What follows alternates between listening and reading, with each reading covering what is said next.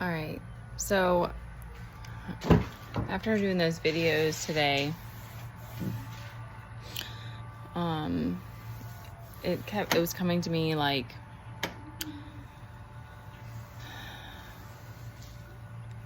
all of these stigmas that we have for, becoming an adult, and for women and these different things, and being a mom. And I even go back and forth of like wanting to be modest versus wanting to like express myself and let my kind of like wild feminine side out. And I think it's men and women, once you embrace yourself, you embrace your shadow, you're kind of, you just fall into this kind of more youthfulness, and it just kind of, it's all of these, a lot of these things started happening, and then it's like the world around you, it shifts on its own, and then you kind of have to like figure out, what role you're playing, and like,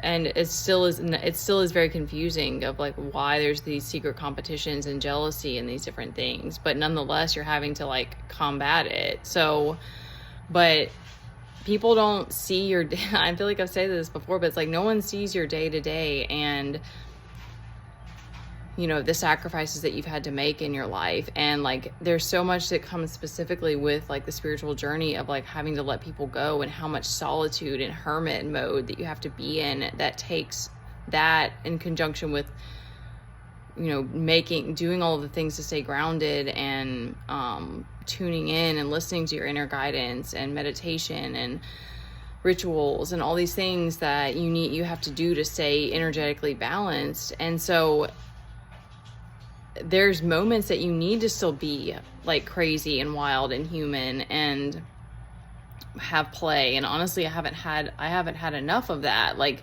that's been one of the, because then you fall into depression. And so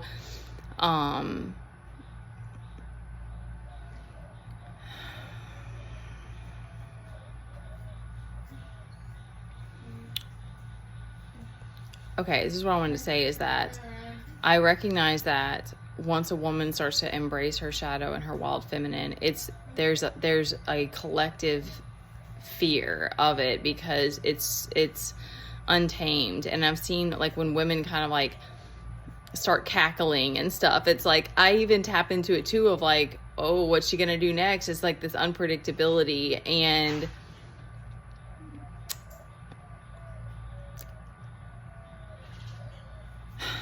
okay, this is what I'm gonna leave with, is that we all have the opportunity to step out of fear and to sit in the same space as that person and just be in the moment with them and enjoy whatever they're bringing to the table. And there's divine judgment that always has the final call. And that's why I feel like if you're doing this work, once you're doing inner work, once you embrace your shadow and you're doing shadow work, you kind of become this like final straw for people of like, maybe they've been being in secret competitions with other people before and like doing these different things and being manipulative. And then it's like, once you get to someone who's already done their shadow work, it's like it bounces back. And I'm not trying to say that in kind of like a threat or anything like that, but that's what I see. And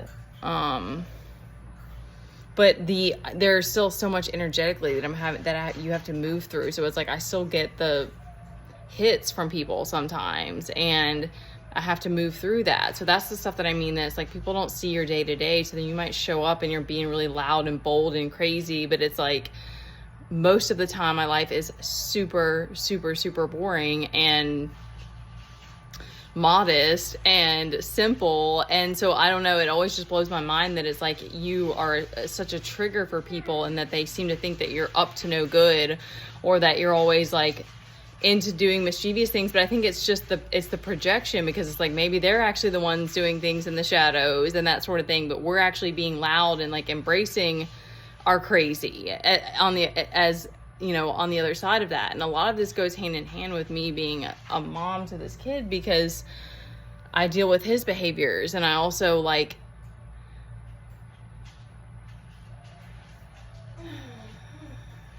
it requires so much patience and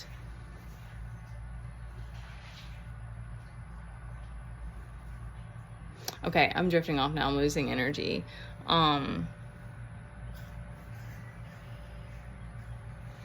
Okay, that's it.